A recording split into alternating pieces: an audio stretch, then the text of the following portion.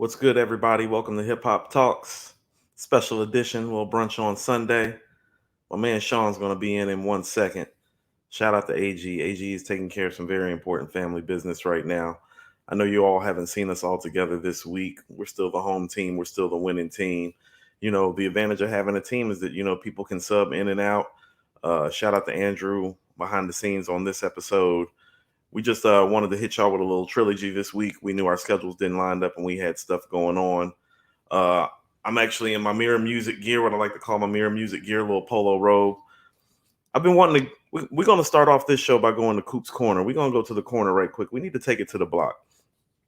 I think a lot of Kendrick fans have been upset with me, and I don't know why you're so upset. I'm hard on everybody. I'm hard on this culture. I can be difficult when it comes to music, but I'm not coming from a place of being factually incorrect in my opinion. And I double down on my statements. I do mean what I say when I tell you that you're the worst fan base that ever existed in the history of rap. Like, I mean that. I'm not taking that back.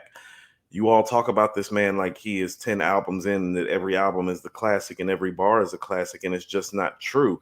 And so what I'm really trying to do is provide some balance to the situation. But I'm going to make all of you Kendrick fans who are the worst fans in the history of hip hop. You're the worst. You're the Dallas Cowboys of hip hop fans. You suck. Hope all the bad things in life happen to you because your musical taste sucks. And not because you love him, it's the way that you love him. It's not healthy. It's like you're like the clingy girlfriend in a toxic relationship. That just won't let go. Like, you won't let go. And I understand, because no matter what I do or what I say, it seems that you all don't listen to what I say. I can give this man props for winning the battle. You still say I'm a hater. I can say, well, he only really has, two classic albums and he needs another one to be in the conversations that you try to place him in. You call me a hater. But today I'm going to make you happy, because you're not my problem. My problem are old heads like me today. I'm so sick of everybody calling themselves a head. Like, wearing Timberlands in July doesn't make you a head. It makes you old. Wearing hoodies to your daughter or your son's graduation doesn't make you a head. It makes you tacky as fuck and out of place. Everybody claims to be a head, but when you're actually a head, you actually listen to everything. I know a lot of dudes in Cali and a lot of dudes in Texas. They only listen to music that comes out of Cali and comes out of Texas. You're not a head. You just like what you like, and there's nothing wrong with liking what you like. But to be a head means to take it all in. Pause. To be a head means to want to hear a little bit of everything and appreciating the place that those artists are coming from, and not critiquing them based on your personal preference, but critiquing them based on the music quality. And this is what I mean when I say you all aren't ahead. And we're going to get into it. When you're ahead, you have to understand that music creates memories, and that those memories are different for everybody from person to person. My favorite rap moment and my favorite rap song this year is actually Glow and Meg's Wannabe. But let me tell you why. First of all, the record is phenomenal. And anybody that tells me that the record is not phenomenal doesn't know what they're talking about. That beat is great. That hook is great. Their chemistry is great. They're having fun. It's okay to have fun in hip hop. Like I used to tell you all, it's okay to love a woman in hip hop. It's also okay to have fun in hip hop. It really, really is. They're having a good time. But it's not just that they're having a good time. It's that I can attach it to one of my favorite memories this year. You see, I didn't know that record dropped. And so one morning, a couple months ago, I was taking my daughter to school. And in that moment, she was like, "Daddy, have you heard the new Glow song?" And I was like, "Yeah, Glow." And she was like, "No, Daddy." She's like, "You're late." She was like, "Glow and Meg got a song together and it's a banger." I looked at her, I was like, "What?" She took the phone out my hand and put it in my phone because I was connected to the Bluetooth. As soon as the beat dropped, I knew they had a hit. But what's even more important than the record being quality to me is that a memory I have of my daughter and I having a good time and enjoying hip hop together, like a family, Like music is supposed to bring people together, even families. And hip hop has the capability of doing that. And some of you old heads are keeping it from happening because you want to stay on this get off my lawn stance about a DJ Premier beat from 1995 with a Biggie hook, with a Nas and Rakim verse, with Jay doing the ad libs. And that's fine. If you want to die on that hill, play Ready to Die. Play Death Certificate. But don't tell me that I'm not ahead because I'm bouncing in the car at 7:15 in the morning with my daughter talking about White Boy Wasted, Channing Tatum. No, there's space for that too. And there's space to enjoy those things. And there's space to enjoy those things with the people that you love. And I never thought I'd say this about you old heads, but you old ass niggas need to grow up. Get some culture in your life. Maybe you need to stop listening to rap so much and listen to other music, because not only is that my favorite rap song this year, but it's my favorite memory this year that I have with my daughter. And you're not going to tell me that I'm not ahead anymore because I take that stance. Just like you sorry Kendrick fans aren't going to tell me that I hate him when really it's you I hate. It's not him I have a problem with. The problem is you. It's not me, it's you. And so if you want to be a real head, listen to everything. Really be a fan of this culture. Really be a fan of those moments and understand that it's like you might be missing your opportunity to connect with somebody else in this culture just because of your stance, which sucks. So while you guys are still playing Me and My Bitch, which is one of my favorite Biggie songs, I'll be riding the Glorilla and Meg song with my favorite girl ever. I'm going to let Sean come on in and we're going to kick off because the next thing we actually need to talk about actually concerns the record, Wannabe, and the remix with Cardi. Sean, what up? What's up, bro? Yo, you came in fire hot, man. I had to give you the ISO, bro. I appreciate that. Top of the key. Top of the key, baby. We needed a shot. It's Clear like out, Luka clear out. Let me like, get on the block. like, Let me get on the block. Like Luka on Gobert. You can't guard me. Yo, and I have no problem giving you the ISO. I heard someone say in the comments, so Sean's a yes man. No, I'm a team player because I will smoke any of these guys' boots when it comes to hip hop, music, anything combat. When it comes to these debates, I'm thorough with it. But I know what my teammates can do too. I know when Coop needs that ISO. I know when AG needs that ISO. This is what we do. We talk about hip hop all day long in music. We talk about music and life all day long in our chats. And I've told you this behind the scenes when you and I and Taj were literally talking last Sunday when we had a little staff meeting. Yeah. I think you're a great point guard. And when you actually look at the greatest teams of all time, most of the greatest teams of all time have that player who sacrifices a piece of their game. Absolutely. To understand what needs to be done. So I'll give you an example of that. And this is who I would actually compare you to. Mm-hmm. Remember Dennis Johnson from the Celtics? Yeah, absolutely. Who doesn't? Now look here. A lot of people don't know this. Dennis Johnson was a finals MVP. He was. For the he played in the which one? The Supersonics. Yep. People forget. Before Dennis Johnson went to the Celtics, oh no, Dennis could go get you 23, 24, 25, and 10 assists.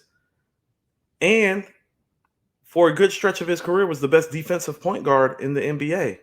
He was. But when he got the likes of McHale and Bird with him, he understood that, well, I don't need to score a whole bunch of points for us to win the championship. I have two guys who can score at will. So what I need to do is play great defense, set these guys up for easy shots like you just gave me on the ISO. Those are the things that championship teams are really made of. Like, people don't understand. Like, usually your third best player on a championship team, or the quote unquote third best player, is usually a star.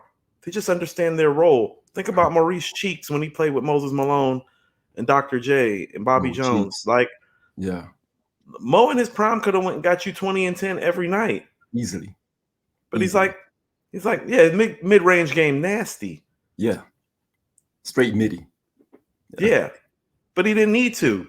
He had two guys that go get you 25 to 30 every night at will. And part of the reason why they got 25 to 30 every night at will, because he set them up to get 25 to 30 tonight. He set them up, right? Exactly.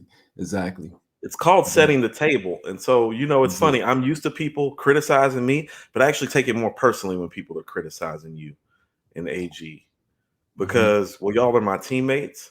And it's like, oh, you don't know the things that we talk about behind the scenes to make this work. Like I've said in our chats plenty of times, is like, you're actually the leader of our team. Like most people don't know that you're the one that behind the scenes is actually like running our show and talking about how you're going to set me and AG up for this. You even give us a framework like, AG, I want you to get off right here. Cool. Like you're going to take this and like do this with that. Like that's point guard shit. You know what I'm saying?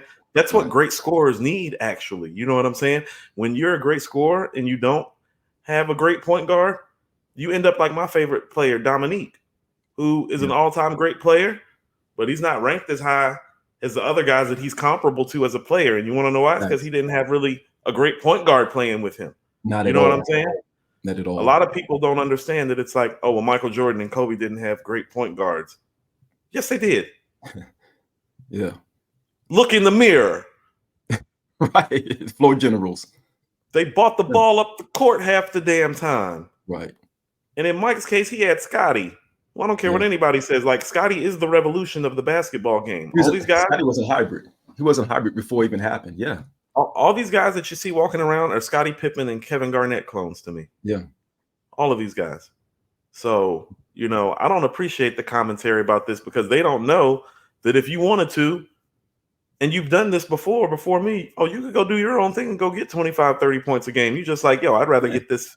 I'd rather score 15 and get 15 assists and have us win the championship. Absolutely. I want to see my guys rock. You know what I mean? But, it's all love, though. Yeah. So all feedback is good feedback. You know what I mean? Yeah, I mean, boots.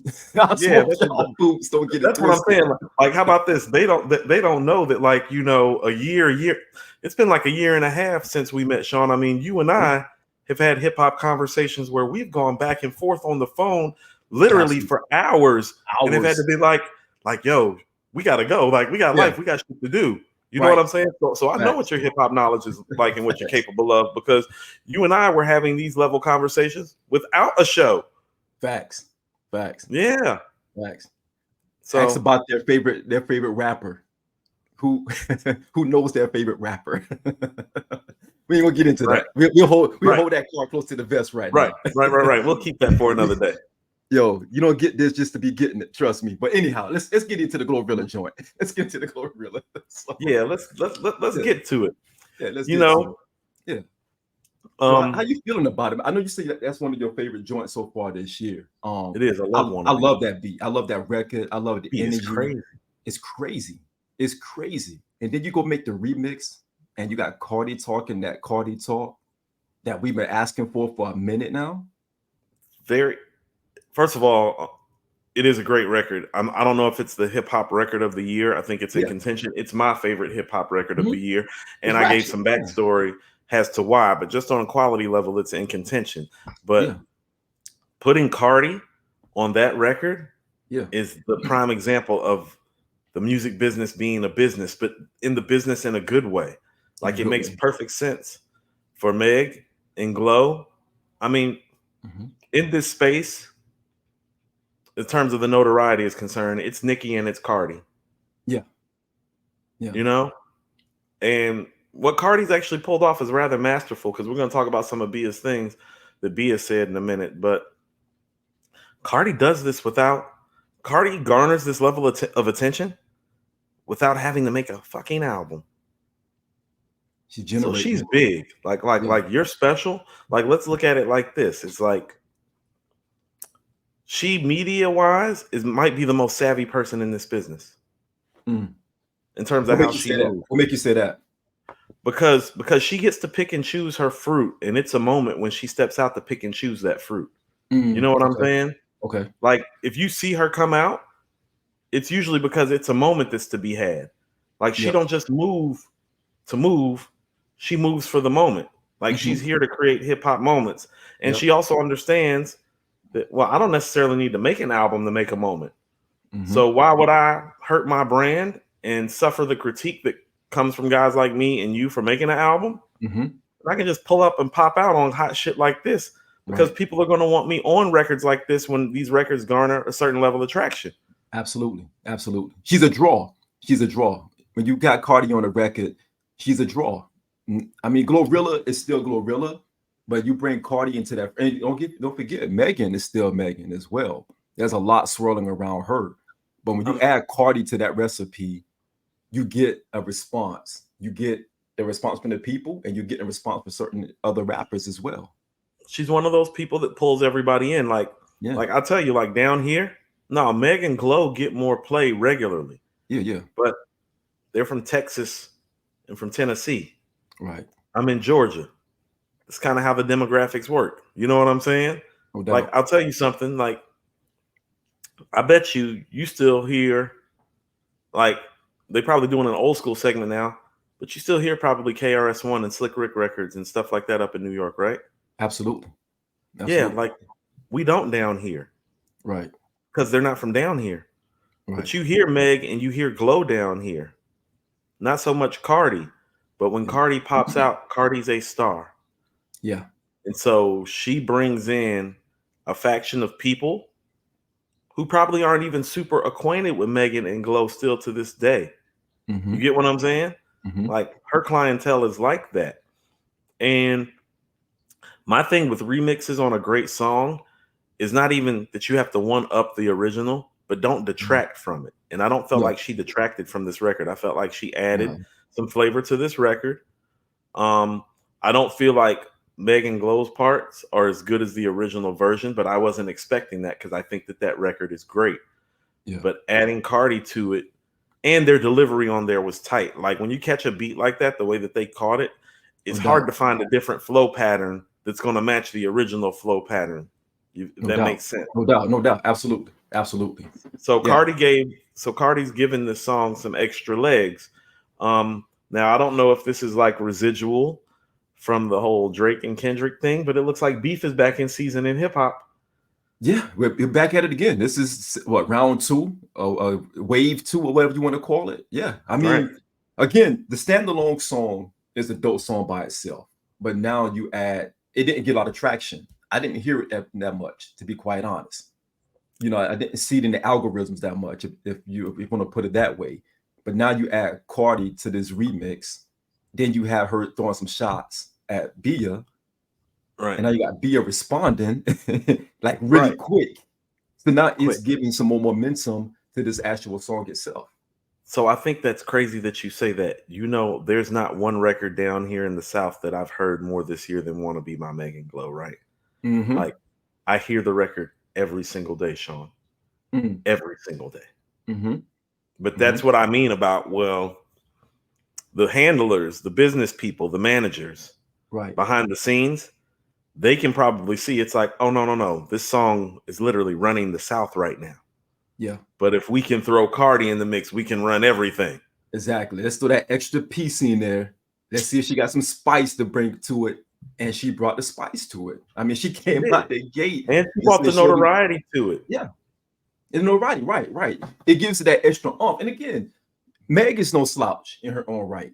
You know, that's not what we're saying. It's just that you add that additional spice element to an already good dish just to kick it up a notch, put that extra heat onto it. And I think that's what Cardi was able to do.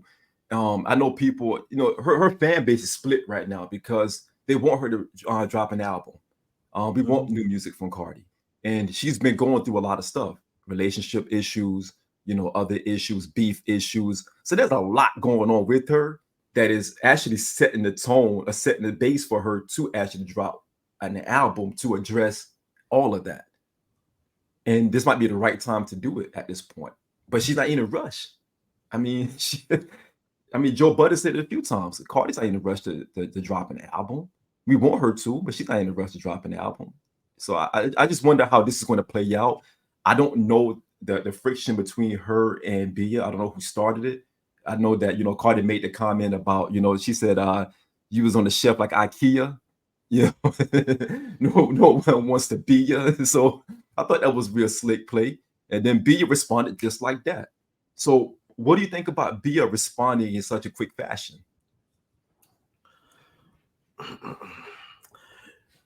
I think the pressure of how today's social media and just media cycle Mm-hmm. in general moves got the best of her in this situation because Mm. this record feels rushed to me. Yeah. Yeah. And so, not saying that she's clout chasing, Yeah. but when somebody like Cardi takes shots at you on a big song, Right. that's pressure. That's pressure. Yeah. Pressure. I mean, pressure busts pipes, Yeah. you know? And so the record is okay, Mm-hmm. but it's just okay. Mm-hmm. And this is one of those moments where I wish the people who were behind Bia would have been like, we don't just need to respond quick. Mm-hmm. We need to respond in kind. Mm-hmm. And we need to respond in an appropriate amount of time, No doubt. but not too soon. Like, she could have made this more, once again, it's still a business. She could have made this more beneficial for herself. Yep. Instead of playing the song on Twitter, doing a live Twitter spaces, addressing where this is coming from, Right. building up some momentum for her because she is the way lesser known artist. Yep. She should have built up some momentum off of this. Be like, since she is taking shots at me on this record, let Mm-hmm. me get in my interview bag. Let me get in my Mm-hmm. social media bag before I get into my diss record bag to build up some I see what anticipation. you're saying. Yeah. Yeah. Like, Roll out. let people like take advantage of the moment fully and like Right. really garner some traction and get some new followers. Let people know, oh no, the diss is coming. Yes. But Yes. let me talk, since I can't beat her in numbers, let me beat her with my talk game. Let No me doubt. do a Twitter spaces. Let me do No all doubt. the things No that are doubt. going to help build up some momentum for me. No doubt. Because, Cardi, I mean, Cardi's so big, Cardi might not even address her back and nobody's going to even be, you know what I'm saying? Right. Surprised, or it's going to be like business as usual. And so I don't think she capitalized on this opportunity properly because the diss record isn't where it needs to be for people to be like, man, did you hear Be a Body Cardi? Like, nobody's Correct. saying that yet after hearing this record. It's like, if you're No. going to respond this fast, you need to body her. Or you need to You. make people feel like, oh shit, like Cardi in trouble. Like, not only is she having like personal issues going on, but this Bia chick just made this record. Have you heard this record? And this Yeah. record doesn't do that. And so Now, I do think that definitely, is a slight misstep. right. It doesn't give me any intrigue to want to learn more about it. A diss record should make you want to learn more about the backstory of the two artists that's going at each other. Yes. This doesn't do that for me because I still don't know why they're even going at each other, period. I think Cardi felt like Bia stealing her style or whatever, stealing her whole makeup and all of that. And I think Bia is saying, nah, you stealing from me already. You know what I mean? And it gets like a clash of who stole what, right? It Right. doesn't really tell me much after that because Cardi just tapped her lightly in the remix and Bia jumped out the window. And like you said, pressure bust pipes, but it can also make diamonds. If she would have did this the right way, she possibly could have capitalized out the gate. Now, again, she still got some time. We'll see how this thing plays out because social media got to do their part, and all of the hip hop heads, Paul's got to be able to give their take and their 2 cents and see what goes on from there. But I don't know if Bia has a backing that's going to be as loud as it needs to Yes. be. Yeah. Well, that's the problem is that, well, your backing's not loud, so the song needs to be. Right. And if I'm Right. Cardi's people, it's like, yo, she jumped out the window and she didn't jump out the window with no flame, so we don't need to really even respond. So Bingo. there's a chance Bingo. that this is going to be over as quick as it begun because of that. Because if I'm Cardi, I don't respond to this record Me too. Me neither. because I don't know. I don't know. If I'm Cardi's Cardi, petty. Cardi's she petty. petty.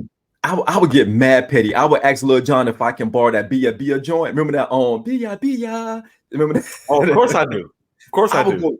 I would go that route just to make it an anthem everywhere and just go crazy on it. If the petty sides of her wants to come out and try to bury her, Yeah. I understand. Well, because I'm petty and I would probably have those thoughts too. Mm-hmm. But seeing how this is the music business, I'm not sure how beneficial even her doing that would be. Like if she buries Absolutely. Bia, like how beneficial is that for Cardi? That's what I mean. Is like Bia missed an That's a good point. opportunity, and That's a good and I point. know some of Bia's stuff. It's not like Bia's a bad MC. I mean, she's a beautiful young Oh, lady, talented not at young all. lady. Not at She's all. just not, only person that's bigger than Cardi in this space is Nicki. You know what I'm saying? Absolutely. Absolutely. And so Absolutely. there's really nothing for Cardi to gain from this, unfortunately, Sean. It's not. Like, It's like I not. don't see it. Like she could just throw another sub at her. You know what I'm saying? Like on the next Yeah, record, just to like that would be petty and would be fun. You know what I'm saying? it But would I be. don't think that she even needs to like go in and make like a full diss track. You know what I'm saying? No. Like Bia brings up Cardi not writing all of her stuff. Well, we know like her biggest song is called Bodak Yellow. Like we know Kodak wrote that record essentially or wrote it with her. You know what I'm saying? Right. We know Cardi hasn't made an album in 5 years, but the Right. thing is that none of that has affected her star power, and so it's like you're taking That's shots at things that, quite frankly, haven't affected her. Like people know that she has writers, people know yeah. that she doesn't drop albums, so you're really just giving us information that we already know. And my main thing was that I felt like the beat could be better. Right. Right. I Right. didn't love that beat. No, it was simplistic. It was something that doesn't grab you first. It doesn't Right, snatch you up and be like, okay, we got something coming. We don't. right. I That's don't get that feel from it. like strategically, she didn't think about it. Like the way that she ends the song, calling her a crybaby and stuff. Well, she Right. should have took a sample from Cardi actually crying on IG, like to start Yeah. off the song or something. You know what I'm Yeah. saying? Oh, cool. Like, Go pull Cardi's biggest record and flip that beat. If that's what you're going to do out the gate, if you're going to throw out something just to say I'm gonna respond, go pull the biggest record that she had and flip the beat and do your stuff, do a 1-2 step on that. That's I mean, me personally as an artist that doesn't have that traction that Bia should have at this point. Because if you think about it, we had this show before. Shout out to those who actually who show love to our female hip hop show by posting on Twitter, all that good stuff. Thank you for the continued traction. But we talked about the pantheon of women in hip hop, mhm, and we didn't mention Bia at that time because, she's not there. respectfully, she's not there yet. Yeah, she's not there yet. She hasn't had that moment yet. This could Yeah. be a moment. Why not go and get I mean, Bodak Yellow beat? and also too, it's like there were some people we missed. Like I forgot to mention Mia X, Yeah, um, absolutely. Ga- One of the Gangsta Boo. dopest MCs, not Yeah, just female, but dopest MCs. Period. yeah, Mia X, Gangsta Boo. Yeah, So like Gangsta Boo. we Rest in we peace. didn't catch Yeah, everything. You know what I'm yeah, saying? Like we're not perfect, yeah. but Bia, when we were creating our list of like greatest women to ever bless the mic, she didn't stream into our consciousness, and there's a reason No, for that. there's a reason for that. There's a reason for that. And that's not to say things in a disrespectful manner. It's just like Absolutely. Absolutely. produce the material and the content that's worthy of it. Like one of the reasons why I bought up Bahamadia is that like no, I can remember Bahamadia streaming into my consciousness. Hmm. I can remember her on Illadelph Half Life. She has the best verse on Push Up Your Lighters, and that's what Black Hmm. Thought and Malik B on though. Those are high level MCs. She No stole doubt. the show on that record. You know what I'm Yeah. saying? Her her EP collage is a beautiful piece of work that hip hop heads swear by. And Hmm. so even for somebody like a Bahamadia, like she streamed into my consciousness. Heather B, All Glocks Down, part of Yeah. Boogie Let Down the beat. production. Yes. Lady of Rage. We forgot Rage. Yeah, Rage. Afro Puffs is one of my favorite rap songs ever. Yo, she kicked off Doggy Style. She did, which I'm not a fan of. Like for Snoop, because it's like my biggest critique about Doggy Style is the fact that it's like, Yes. damn, is Rage that nice? But And she set the but tone. But she set the but tone, she cool. but she actually is that nice. Think She about is it. that On nice. one of the 5 greatest rap albums I've ever heard, Yeah. Snoop felt comfortable enough Right. letting her Then her set the take the tone. stage. Yes. Yeah.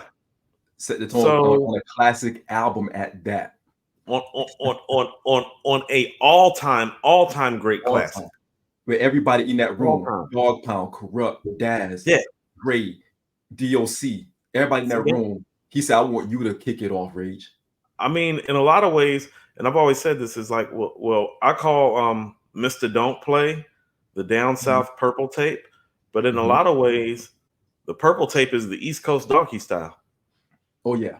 Oh, yeah. 'Cause The everybody got collection. in and got busy on Doggy Style. Yeah. And Rage is part of that. And that's what I mean. Yeah. Like Bia hasn't created those moments to Correct. even be mentioned with a Bahamadia, a Lady of Rage, a Heather B, a Mia X. And no Right. disrespect to them, that's not the top of the food chain. The top of the food chain is the Lil Kims The and the Foxy, Eves and the the E. Foxies and the Yeah. Missies Yeah. and the Light and the Latifah, you know? Right. And so I think she missed an opportunity to move up the food chain and to stream into our consciousness. Indeed. Indeed. Indeed. We'll see how far it goes. We'll see if her best bet or her lucky bet will probably have wanting to have Cardi respond in some fashion. It is If because yeah, if she makes another diss record, then it's going to look like she's clout chasing. So it's like now absolutely. you actually gave Cardi the advantage because you gave her the option to respond or not. Because now if Cardi doesn't respond, this should be over. It's And if over. she does Right. respond, Cardi could be like, "Oh, well, I'm breathing life into your career right now. You should be happy I Exactly. acknowledge you." You And, know what and I that's mean? that's another side of being petty. You know, she can be petty and not respond. Like I said what I had to say. You said what you had to say. You didn't say anything that's new to me, anything I haven't Right. heard, anything no one else has said. So now I'm going to move on to something else and disappear Like again. Cardi is so big that she doesn't even have to do a record. She can just get up on IG Live and talk about this girl. You know Absolutely. what I mean? Like, so you Absolutely. got to be careful when you're moving with somebody that's big like that in that space. And I just feel like her emotions may have gotten the best of her, and the moment No may doubt. have gotten the best of her. And No she doubt. probably missed an opportunity to grow in this sphere Yep. because of I it. agree. I agree. Yeah. We'll see. We'll see how it play out, bro. Yeah. We'll see So how it goes. yes, sir. So what's next on your doc? Um,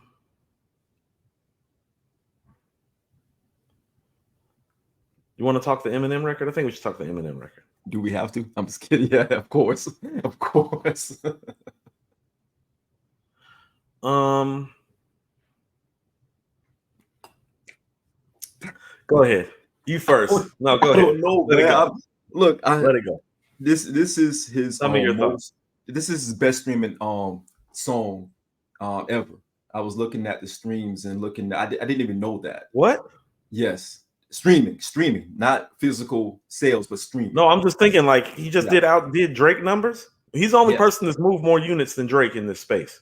absolutely. And this song helps push that again as well. So Yeah. he's from a streaming perspective, what I can say is that no one can do it better.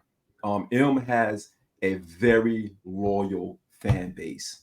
No He matter does. what M does, his fan base is going to pull up as they should. They're going to always support him as they should through ups and downs or what have you. Um, I heard the record a couple times. I wanted to really process it so I can give the best balanced response to it. And I'm still trying to figure it out because I understand where he's going with this album, with this song. The death of Slim Shady, of course, and now you got Houdini. He's reaching back into what made him the artist that we revere today. Someone who's controversial, someone that has shock value, someone who he's rapping on here. Like we know he can rap. I mean, he's killing it on here. That's not a question. That's not even a part of. That's not a debate. We can't debate that. I'm I not don't a fan of the hook. I think the hook is a little bit lazy, but again, I get it. I get what he's doing. That hook is by design, right? That hook is by design. Abracadabra, I'm back in my bag, bro. I don't like that. But again, I get it. I get what he's doing. I went back and listened to the Slim Shady LP yesterday, and I went back and listened to the Marshall Mathers LP yesterday because I wanted to it's a dope ass really, album. I really dope both. Dope ass. And I wanted to listen to the lead singles as well because the lead singles are very similar to this, but the album didn't consist of the lead single. It was just get it out there, Right. catch their So attention. Go ahead.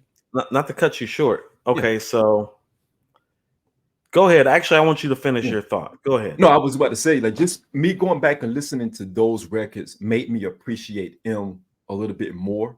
To not come on here and say, I hate the song, he's horrible, he passed his time. That's not what I'm here to say. What I'm here to say is, if this is an indication of what this album could be, he might be going out with a bang.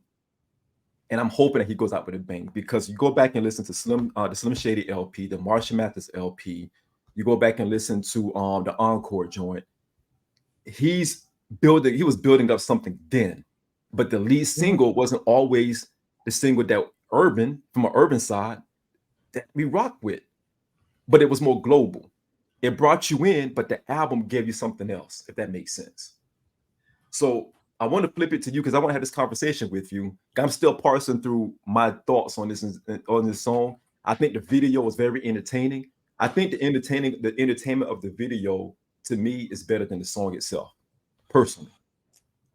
I feel that way usually about most of his videos.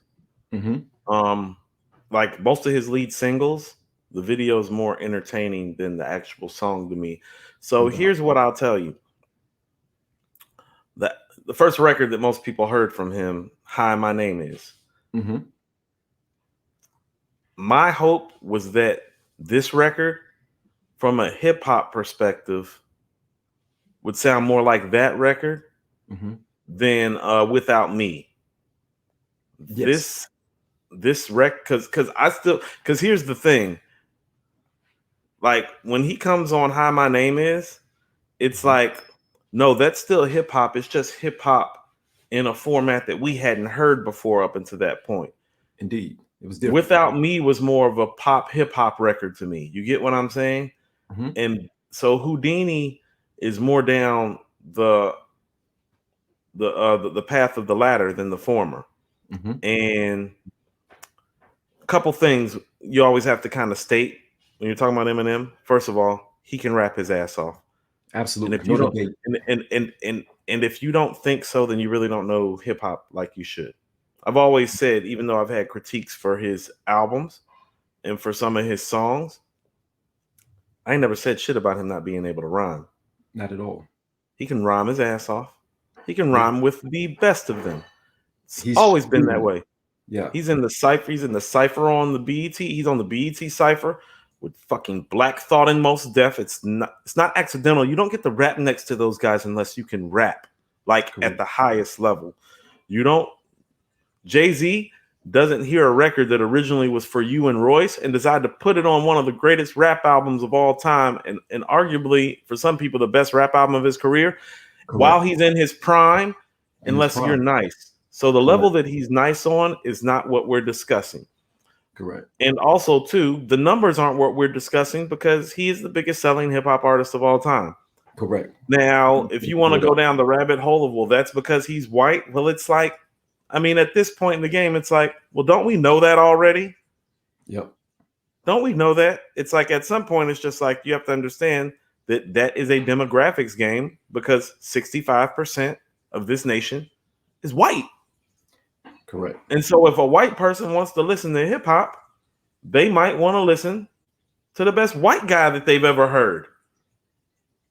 Like when I want to hear quote unquote popular music, I listen to Michael Jackson and Prince because they're black and they make the best popular music I've ever heard. I don't go listen to the Beatles and the Rolling Stones and Bob Dylan before I go listen to Prince and Michael Jackson. Prince and Michael Jackson look like me. Wakanda. You feel what I'm saying? Right. And so we need to come to an understanding that it's like, well, we know why this has happened, but it has happened.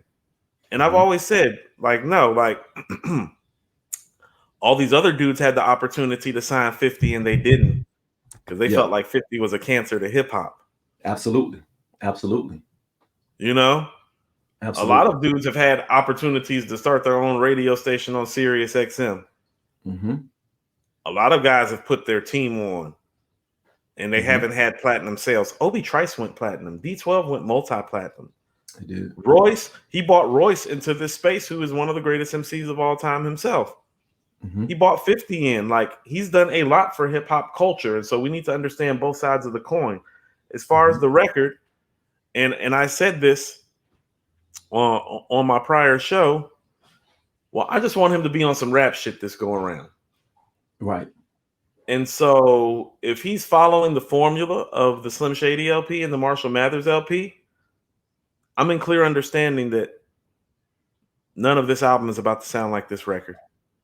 Exactly. And so although I'm not a big fan of this record, like Without Me sounds nothing like Stan and Who I No, Am. no, no. Like Where he's nothing like. where he's conceptualizing songs, where he's rapping, where he's Where he's in actually his rap putting bag, right? Where in the rap he's in bag. his Yes, rap bag. It sounds yes, nothing like Guilty Conscious yes. or Kim or Bonnie and Clyde. Like it sounds nothing like those things. And No, so if he's going back to the formula it's the old formula. that made him the biggest selling rap artist ever, listen to what I'm saying. This is the music business. If he's Right. going back to the formula that made him the biggest selling rap artist ever, Hmm. understand that that happened for a few reasons. There is his whiteness, all right? But there is the fact that he can rap his ass off, and there is the fact that those first 3 albums are dope ass rap albums. Bingo, And bingo. so if he's getting back in that bag, the biggest critique that I've had for him, that I think people in the hip hop space has had for him, is that, well, he hasn't made a dope ass rap album in a long time. Well, if Hmm. he's getting back in the bag of the formula that produced his best rap albums, what is there to complain about, really? Right. Because here's the thing too, it's the music business, and because of who he is, people understand like your whiteness can work against you in this space. Because here's the reality of the matter: if he comes out with a boom bap record, Jimmy Iovine and Dr. Dre are going to look at him like, we're not releasing that. We can't. We'll We can't. release that after Yeah. this. Yes. The same way on the Marshall Mathers LP, they released Stan and Who I Am. Hmm. Like those are the 2 best songs maybe on that album, and those were singles, Right. but those weren't lead offs. And I bet you there's probably the rapping side of him that wanted Who I Am, because that is one of his best mic performances to me. He Yep. probably wanted that to be the lead off single. Right. You get what I'm saying? Right. But that's not part of the formula, because It's not part of the part of the formula formula. is to come out with this because we have a visual attached to it. The visual brings back nostalgia to your direct market, Right. right? You have your market. We know what your market share looks like. Those are the ones who pull up, those ones who buy your records. Hence why the streaming is out of this world right now. Hence Right. why you're number one streaming right now. We know what we're doing. We're bringing in that dynamic, that demographic, your particular market share, as well as those that can attach to that visual that you're giving them in this video. And we got Dre. We're gonna have Dre in the video with you as well. Everything makes sense. Andrew just sent me a text talking about, you do listen to the Rolling Stones first, don't lie, which is true sometimes. Sometimes I do get in the car and listen to the Rolling Stones first. So caveat, I do. I love the Rolling Stones. Hey, but they say you're not a hip hop head, though. They say you're not a head at all. That's what they say. That's what they say, To Cool. be I'm just honest saying. with you, a lot of these guys, hold on, just quick sidebar. A lot of these guys would have better hip hop ears if they Yeah, listened to other shit. And Andrew is absolutely. actually the proof of that, because I've watched Absolutely. Andrew in about 2 or 3 years' times become one of the best musical people to break down hip hop that I've ever been around. But Hmm. it's because he's been listening to everything his whole life. And so he Absolutely. knows what good music sounds like, period. And so Absolutely. he can, so because he listens to everything and has been listening to everything his whole life, as he's delved into the hip hop space more with me for Mirror Music, he's No been doubt. able to provide an analysis and a critique on a musical level Hmm. to go back and forth with me that, quite frankly, very few people can provide. Andrew, oftentimes when he hears something, echoes my takes now when he texts me. It's like, I was thinking the same thing. I was thinking the same thing. I was thinking the same Right. thing. But that's because he listens to everything. Listen to everything. Cool. And It's funny you so, said that. It's funny you said that because I want to tie that what you were saying, also what you said in the very beginning. In '99, I remember I was those of people don't know, I did 20 years in the Marine Corps. And in '99, I was 19. And I remember debating with this guy from New Orleans. This guy, he was in the Marine Corps as well. We were just debating about hip hop. And I'm like, yo, hip hop does not live in New Orleans. I was not a big fan of Cash Money. This was when Juvenile was coming out hard. And I wasn't a fan. Mhm. I was wearing the Timbs, I was wearing the FUBU, the FUBU the jerseys and all of that, right? This is '99. And I this OG from the Bronx, I was 19. He put me to the side. He was like, yo, Sean, you gotta be able to appreciate everybody, no matter where they're from, because that make you better as you continue to grow in hip hop and in music. And when he gave me that word, I started listening to everything. No matter where I went, when I traveled, Japan, Australia, wherever, in every state, I was stationed in Georgia, I was stationed in North Carolina, West Coast, everywhere. I had to appreciate the music over there. I saw someone put in the comments saying Sean should expand his hip hop knowledge. You have no idea. you have no idea what I listen to and what I've been around in the inception of the actual movement itself. And I share that to say, even for me, I listen to Alan Silvestri, one of the greatest composers ever. When I go to the gym, that's all I listen to. I listen to instrumentals when I'm in the gym. I didn't know that. I have to, bro. Even when I fly, I listen to instrumentals. I go back and listen to Hall & Oates just because of everything that came from Hall & Oates into today's hip hop. Yeah. Think of it, the blueprint, right? The musicianship and the musicality is high. It's high. My daughter plays the clarinet. She can sight read all major minor scales. I went to her recital a couple weeks ago, not wearing a hoodie, but wearing a nice polo, out there representing for her. And they played one of the notes, because she and I talk about music all the time as well. Because she always asks me, why do I listen? There's a scene on Conan the Barbarian, the old Arnold Schwarzenegger joint, right? Came out in '82. But there's a composition called Recovery that I listen to a lot. They play a fragment of that at her recital. And when they played it, her eyes got big because she knew that's what Dad listened to. Right. She was like, oh, I know that. So I know that. So funny thing, little connecting piece. My cousin Six, who was my producer, who taught me like about bars, taught me everything that I know about hip hop. Six played the clarinet. And on top of that, Six is the one that got me to broaden my horizon. Like listen, if it didn't come from the Dungeon family, or if it wasn't Mobb Deep and Nas and Big and Pac, I didn't listen, or Wu-Tang, I didn't listen to it early on. Six forced me to listen to stuff. Like he forced me to listen to Bone, to listen to 3-6, to listen to the Hieroglyphics crew. And so my musical ear expanded because I had my big cousin, who quite frankly, I used to steal all his tapes. I had no hip hop without him. Absolutely. And so as I started to get my own shit, like, no, he would force me to listen to other stuff, just rap wise. Yes. Because he's like, yo, he's like, it's bigger than Nas and Big and Pac and Wu-Tang and Outkast, Coop. Like, forced me to. Like, you're gonna listen to this shit because I said so. Right. Because you can appreciate it more. Listen here. The reason that I reference him so frequently is not because he's my cousin and like really my brother in real life. It's because every time I step to this mic and give my critiques, it becomes clear to me every show that I do that the only reason that I have this ear and that I'm able to give these critiques is really because of him. It's like, that's why I always tell people, it's like, oh no, I'm not the head in the family and the one with the best ear for the music. Yeah. This is like, Six is the guy. Like, how like they like, the guy from the neighborhood that's the best player. You never really see that guy. You see the guy that learned from that guy. Yep. Like, that's me. I'm not the guy. Six is the guy. Right. Like, Six is the one that when we sitting in the studio, he get everybody to shut the fuck up. Like, with this, like, no, and because he's that guy. Right. I was just another dude in the room. He just happens to be my big cousin / brother. And so I got like more inside track than the other guys in the because that's my family. What he's sharing in the studio, he been sharing with me since I was 12, 13 years old. You feel me? Absolutely. And so it's important to have those people around so that when somebody like an Eminem comes along and I'm like, I'm not feeling what he's talking. He's like, fuck what you talking about. He's like, do you hear how he's piecing this together? Yes. The layers. He's like, do you hear? He's like, do you hear where's, he's like, you don't fucking know yet. I'm gonna have to show you.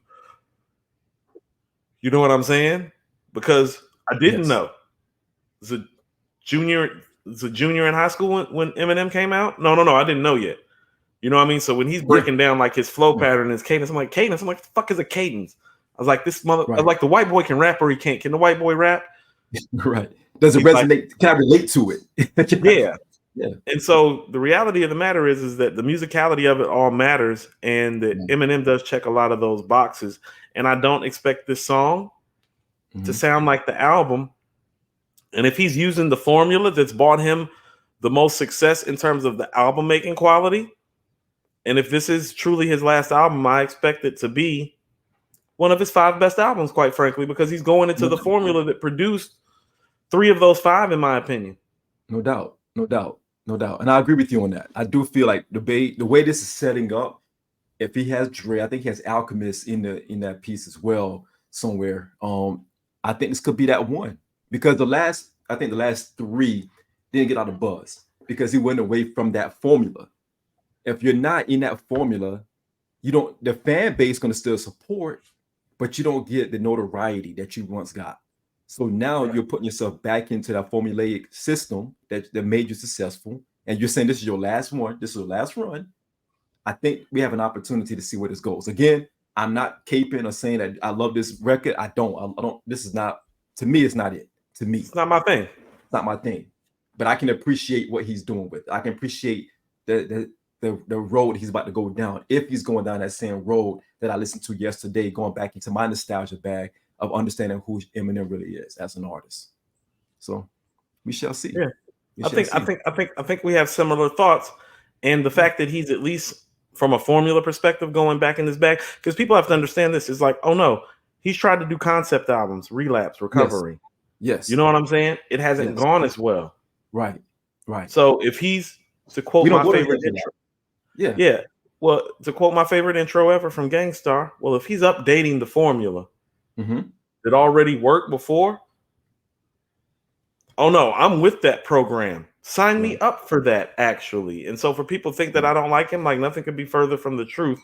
I just feel like his place in this space has been overrated, because for me, he's somebody that would fall more top 25 than top 5.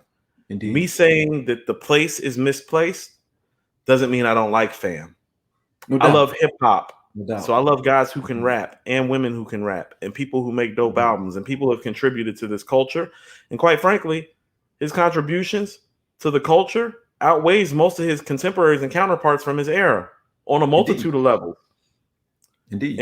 And I want to leave with this. People have to understand about the music business. This is becoming a music business show conversation. Sean, let me ask you something. What song do you think is better? Many Men or In the Club?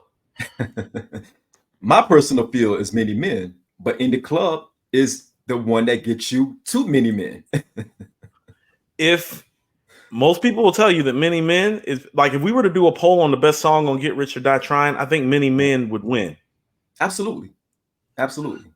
If he releases Many Men, Get Rich or Die Trying ain't going diamond. It's not going diamond. It's not going diamond. In the Club gets you to Many Men. In the Club allows you to make Many Men. Right. Yeah. PIMP lets you make a Back Down. Yes. Wanksta allows you to make What Up Gangsta. Right. You know? Yes. It's the setup punch. Gotta play the game, nigga. You gotta play the game. You gotta, when people say we talk about nostalgia, we talk about Nas, Jay, Big, whatever. They played the game. They played the game. Biggie wanted to release Machine Gun Funk. Can't do that. I love Machine Gun Funk. It's not gonna work. No, it's not gonna work. And that's why I go back to appreciating even the Kendrick fans to a certain degree, and the Eminem fans, because no matter what they release, that fan base is going to go fighting for it regardless. Yeah. They're going to fight for it. The Nas fan base doesn't fight that way. They don't fight that way. They critique that way. So I'm about to say, hold on. So Kendrick has the worst fan base, but for a totally different set of reasons, Nas might have the second worst fan base, just for totally different reasons. Like opposite in the coin. Like, you guys fight too hard for this guy. You motherfuckers don't fight enough and keep asking for the same rap album. When he released a rap album 2 years later, that's frighteningly comparable in a lot of ways superior to the album that you keep asking him to make again. Absolutely. Which makes me question whether you have a full musical ear, because no rap classic has grown the way it was written has grown. So the fact that people are like, in the history of rap, there's not an album that's come out that the more you go back and listen to it is like, damn, like that shit is closer to the first joint than we thought. Exactly. Exactly. But cool, let's get off of that because we don't want to get criticized for, hey, they're going right back to it. So yeah, Right. but we'll get into that at a different time. um, Well, I mean, so let's close out this brunch on Sunday by yeah, talking about the guy who produced Brunch on Sunday. absolutely. Yeah. Algorithm. So, yeah. So, you know what? You go first. What are your thoughts on this big hit project produced by Alchemist and Hit Boy? Love it. Love it. I'm gonna be honest with you, Me man. I told too. AG this. I sent AG Me a too. message. I sent AG a message. I said, AG, as much as I love this record, this album, it gave me some Prodigy vibes with Alchemist. And I got a little sad because I wish Prodigy was here. Rest in peace. Because the energy on this album, the tone of this album reminded me so much of P. And hearing Big Hit is not going to give you a lyrical miracle. He's not going to give you that. You don't go to Big Hit for that. Big Hit gives you real talk. He gives you that that conversation that you need to get from an OG. He's going to talk crazy. It's going to talk nasty, flagrant. He's going to give you everything that your OG uncle would give you. That your mom is like, yo, don't be talking to your your uncle anymore. Right. He's teaching you bad habits. That's what Big Hit gives you, and he's getting cool. He's getting better with every release. That's what I want to talk about. That's the crazy thing. Go ahead and finish. He's getting better with every release. And when I'm hearing Hit Boy and I'm hearing Alchemist come together, they know what Big Hit needs. It's almost as if it's so symbiotic that nothing else can fit into that algorithm for them because they're so the three of them are so symbiotic in this approach to this record, to this album. My favorite joint on here, and I was listening to it again last night, is Heartless. Just the tone. It's a banger. Just the tone of Heartless. Drug Czar starting off with Drug Czar is crazy. It's crazy. It's crazy. Crazy. That album, the record's crazy. By the time I got to Godfather Part 2, that's when the Prodigy thoughts came into my mind. I'm gonna be honest. Godfather Part 2 might be my favorite one. It's, bruh, you come out the gate with at least 5 to 6 bangers nonstop. The tone is there, the tonality is there, the energy is there. You know what you're getting already. Some albums, you get the first joint. The intro joint is normally the best joint on the album in some albums, right? Some album case. The intro set the tone, and then it kind of veers off a little bit. The intro told me that we're about to be in for a long day in a good way, and it didn't taper off. And you had the audacity to bring your daughter to bring up the end of the actual project itself. You have the gall to go get your daughter to end this whole thing for you. Great album, bro. Great album. I want to leave it at that because I want to give it back to you and let you really take us down the road. Great minds think alike. So this is one of the best projects this year. Absolutely. It's not even a question. This is a top 5 rap album this year. Echoing your sentiments, the first thing that I noticed about this project, well, Big Hit's getting better. Practice makes perfect. And it's not like your delivery, whatever your core delivery is, it usually doesn't change. Everybody has an inherent style and flow to them. You realize it early on when you start rapping. And so Big Hit has a certain flow, has a certain style, has a certain cadence. As you become more acquainted, as you work, as you practice, your style becomes more agile. It becomes more nimble. Every time I hear him, he's a little bit more nimble on the mic than when I've heard him before. Yes. When you first hear him, he's punching. OG talk, boom, boom, boom. No, now he's bending the curve. He don't got to break no more when he bend the curve when he rapping now. You know what I'm saying? Now he knows how to slow the car down and just yield into that turn when he's fucking with his flow instead of the stop that he was doing. Now he is fortunate. What I hear production wise, there's a couple things going on here. My goodness. Like, first of all, like production wise, I was like, nobody's getting beats like this. No. These are the two best producers in hip hop right now. Right now, as we stand. And the two best producers in hip hop working together on projects together is literally unfair. Yes. It's unfair. Yeah. Here's what it is. Imagine if Luka and Jokic were on the same team right now. My goodness. Yeah. what you gonna do with it? There's nothing for you to do. You're going to lose. So production-wise, everybody is a step below this project. I'm sorry. These are the two best. These are the two best producers. Hit Boy and Alchemist are the two best producers in hip hop, and there's nothing that you can do about it.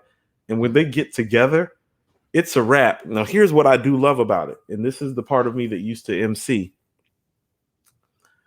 These are rappers' beats, and let me tell you this: when I'm saying these are rappers' beats, these are the type of beats that you give to a rapper who you want to grow and realize their full potential.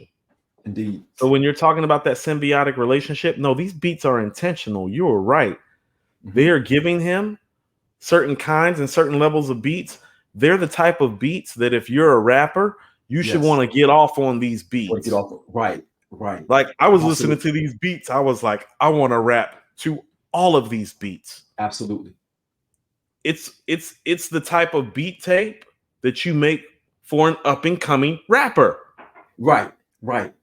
In the studio with that rapper. Now I'm gonna mail you these beats and you pick what you want. No, like I'm helping this rapper grow, and these are the beats that we're coming up with that fit what we hear from this rapper. There's a people do not understand how difficult that is for a producer to do that. Absolutely. And that's the most important that is as a producer and a rapper. Absolutely. Side by side. Yeah. Like how about this? Here's the difference between that. And this is not taking a shot because we just got done talking about him earlier. Yeah. Oh, well, you gave Rakim In the Club, Dr. Dre. That's not for Rakim. No. In the Club's not for Rakim. Is the beat crazy? Absolutely. Is that beat for Rakim? The answer is no. Not. Absolutely not. These beats are for Big Hit. Yes. Only him. They're for his style. And when you have the two best producers in the game making beats that fit your style, oh, it's gonna sound better. You can gang bang all day. You can gang bang all day on those records. Ain't nobody about to care about the production. Is crazy on here. It is stellar. It is stellar. And okay, so gave me Prodigy vibes too, because I'm thinking like this the shit Have used to cook up for P with Alchemist in the background. Yes. Like it's not like I love Havoc, but there's something about Havoc when Havoc has Prodigy and to a lesser degree Nas in terms of what stylistically comes out quality wise. Right. When they were in the studio together. When they were in the studio. Gave me Prodigy vibes too. Like, yo, this is the shit Have used to cook up for P. Yes. Like Have made beats that work for P. That's why when people's like, I want a Mobb Deep beat, he's like, I can't give you a Mobb Deep beat. No. It's for P. Make those beats for P. It's for P. Right. These beats, they're for They're for the homie Big Hit, and they're stellar. That's it. And this project is stellar. It's just a great rap album, to be honest with you. It is. You may not love some of the content. He's a reformed gangbanger that's been to prison. I don't know what you're expecting him to talk about. I don't know what you're expecting. A reformed gangbanger who just got out of prison about a year ago to talk about. Yes. From Cali. From Cali, of all places. I actually, and here's the funny thing. It's like, I didn't realize this. If he's talking where I think he's talking about, like one of the guys on there said Terry Holt.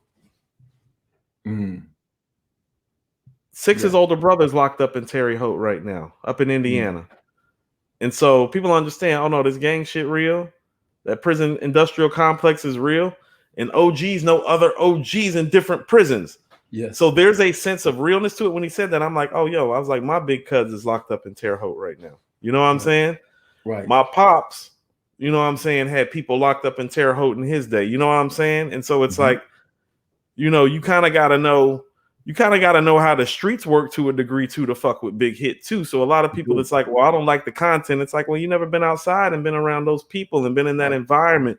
Like, you know what I mean? You don't know what it's like to be outside on that level. So it might be hard for you to relate. But you know what I'm saying? If you come from a certain place, come from a certain space, hate to say it, you come from a type of dysfunctional family. You know what I'm saying? That's why when I talk about Hit and Big Hit and now Hit Girl, it's like, oh no, they're literally actively in front of us breaking generational curses through rap. Absolutely. They're breaking generational curses through rap. Like, that's beautiful. It's beautiful. And they're making dope rap records and talking that shit. And here's the thing about it too. This isn't just, see, like the Game Big Hit project, that's a dope West Coast rap album. I was just about to say that, cool. This is a dope rap album. It's not regionalized. This one's not regionalized. Not regionalized. You got these beats are actually kind of East Coastish a little bit. Right. You got the West Coast DNA in there, of course. You can hear the influence. His diction is West Coast based, so we know that. But production-wise, sonically, it doesn't represent just one coast or one region. It represents hip-hop as a whole. Again, I don't know if that was by design, because Hit Boy is outstanding when it comes to that anyhow. Hit Boy blurs the line of beats and where they come from, where they originate from. Because he can give you a N-word in Paris. He can give you that, right? He can also give you Brunch on Sunday. He can also give you Store Run. So he blurs the line so much when it comes to production. And now you bring it Alan the Chemist in this as well.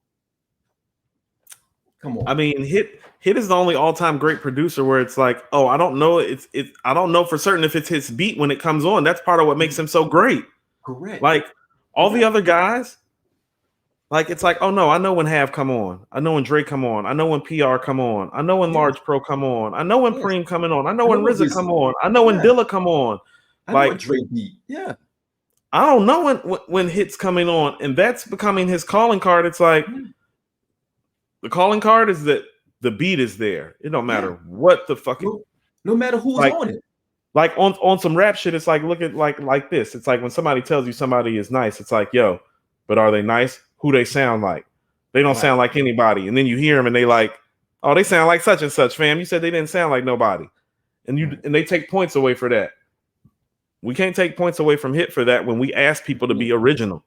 It's like his biggest bag is his originality bag. It's the fact that we don't know what the beat gonna sound like when he pull up. Like when I heard Braun off Benny shit, it's like, oh, I didn't know that was Hit till he told me it was Hit. Yeah. You know what I'm saying? When I hear Store Run, like you said, it's like, oh no. When I heard Thun, I was like, damn, did Have and Large Pro do a beat together? It's like, oh no, that's Hit. Oh, okay. Got it. Good. How you pull that? Yeah. How you pull that out the hat? And so like his originality, the origination of his beats doesn't get enough credit, but this is a great project. It's an album of the year contender.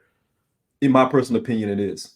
Because when I listen to it up against other albums, the other albums, they miss something. You know, we talked a little bit behind the scenes on Dave East, and shout out to Dave East, but it's missing a couple things, right?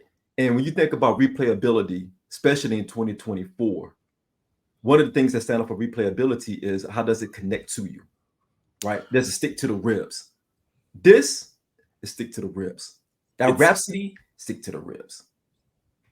I was about to say, like, album of the year for me so far is between this and Rhapsody, which is funny. Yeah. This is what hip hop is supposed to be. It's like, no, socially conscious and introspective and mental health issue album from a female artist out of North Carolina. Album of the year contender. Just released from prison, Reform Gangbanger. Right. Talking best filthy. 2 albums.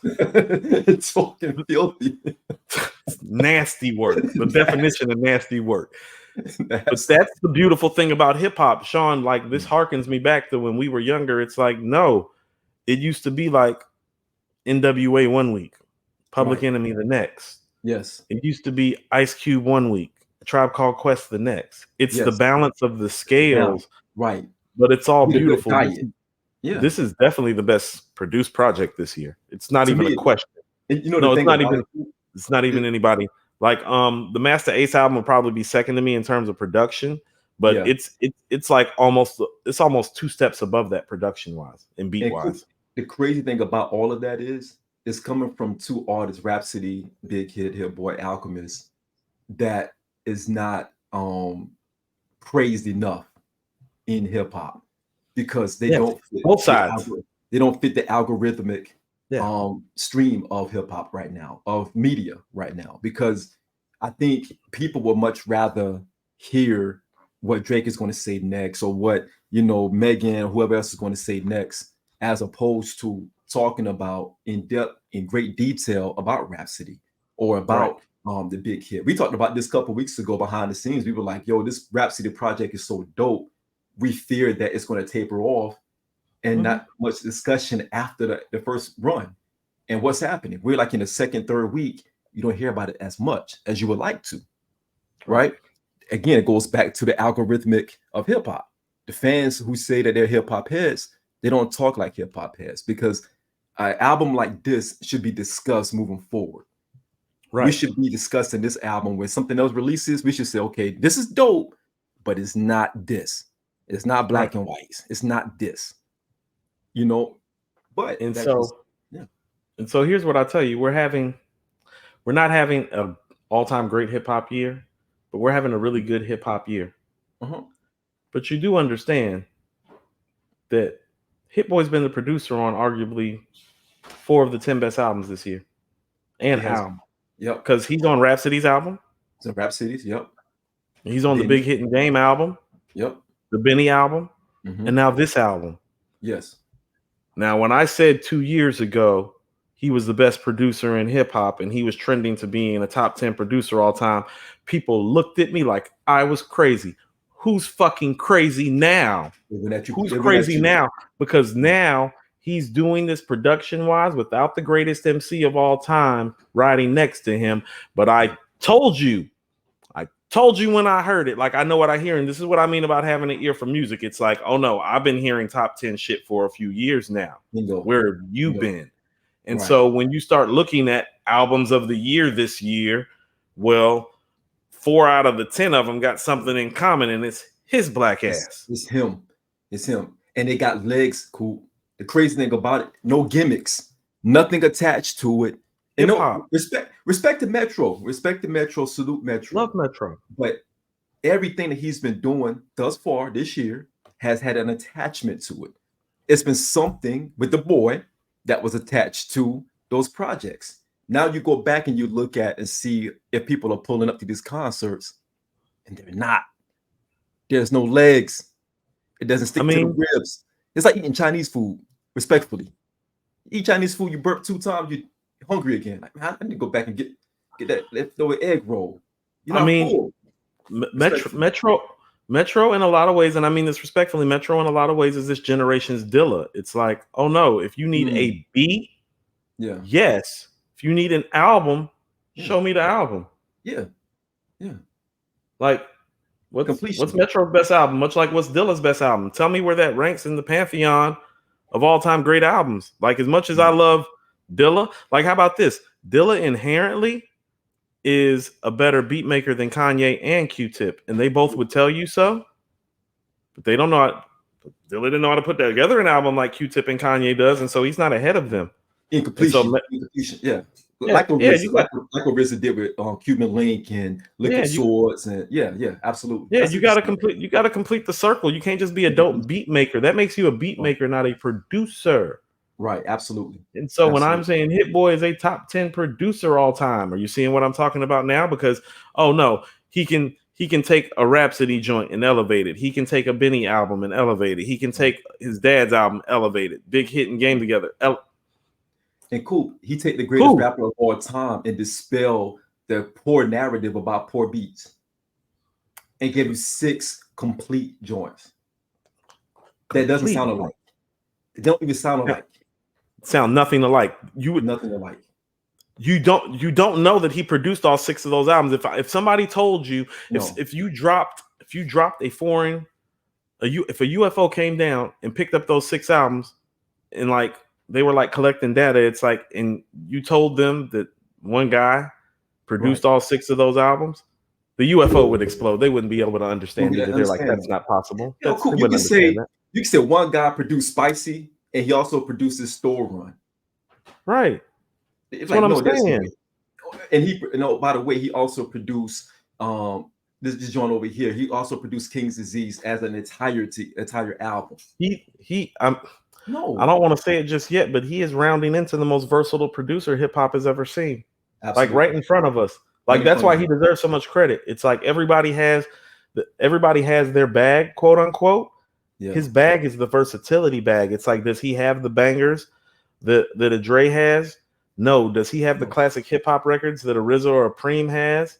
No. Does he have the funky sounds that a Pete Rock or a Q-Tip have? No. But he has all of those things. He has range. Like, versatile. He's the most he is literally rounding into the most versatile producer hip hop has ever seen, like right in front of us. And you know who he's taking it from? He's taking it from Kanye. Yes. Because he's doing Kanye better than Kanye, more consistently and at a more rapid pace now. Yes. And he's updated the formula. Oh yeah, it doesn't sound like last year. Like none of these records sound like they could have even made any of the Magic or King's Disease album. Like none of them. There's not a beat on any project that he's done this year that I'm like, oh no, he gave that to Nas first. Right. No. Right. Well, look, I got a slide. Yeah. Good one, bro. Appreciate you. We back at it, man. Yeah. Trilogy. Complete. Trilogy.